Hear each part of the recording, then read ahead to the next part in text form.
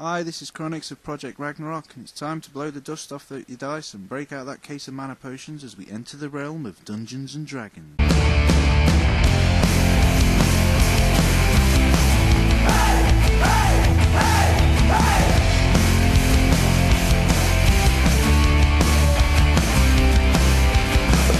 This is me, my body's breaking on the other side.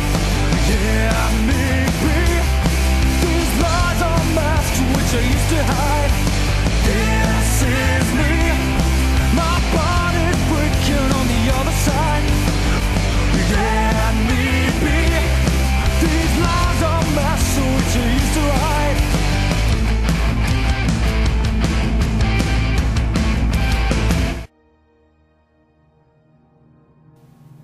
Neverwinter Nights was created by BioShock and Atari way back in 2002. So why am I making a review of it now? Because I've just started playing it. And let me tell you that I'm sorry it's taken me so long, because Neverwinter Nights is fantastic.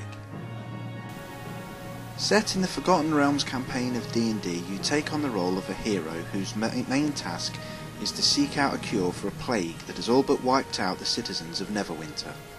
Before you begin, like all RPGs, you're asked to create a character, and you can choose either a human, a dwarf, an elf, a half-elf, a half-orc, a gnome, and a halfling.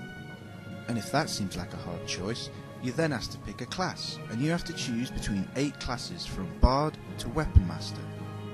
And then you have to pick your skills and feats, and there is a ton for you to choose from. And once you've gone through all that, you can start to choose what your character looks like and pick a name. As I said earlier, this is a D&D game, and BioShock have made sure that everything from the book is available. While this may put some people off, not only does the game help you choose what's best for your character, if you really can't be arsed, then there is a nice selection of pre-generated characters for you to pick from. And once that's over with, we can start the game. You start off in your room, and when you leave you talk to a guy who's voiced by Leonardo from the 80s Turtles cartoons. He gives you a load of exposition, and with that you get to respond in ways that make him think you're either a hero or a dick. After talking to his brother, who rather helpfully tells you how to work the camera, you then go into the next room where you meet a guy who tells you about shopping. As part of the tutorial, some of his items are free, but for some reason you can sell them back to him for some cash. If you have some time on your hands, I guess you could get some decent money. Me? I just couldn't be arsed. Depending on what class you pick determines where you go next, as you learn to fight from either warriors or mages. After you've mastered your training, you're then summoned to see the ruler of Neverwinter. She gives you more exposition about the plague and how some magical creatures she has might mean a cure, and that there are people after them. As soon as she said this, that's right, we get an ambush, and it's time to put your skills to the test. And that's as much as I'm going to give you. Not because I'm tight, but because, honestly, I've not gotten much further past that.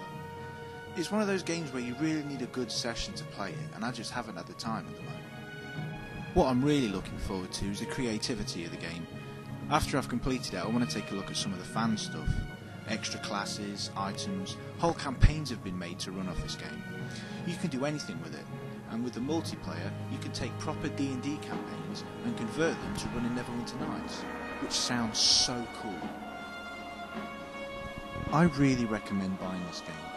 I mean, come on, you can get it from as little as 75p in some shops. Even by today's standards, this is a good game. And with all the fan-made extras out there and hours of gameplay, it's really good to know that Neverwinter Nights will never truly end.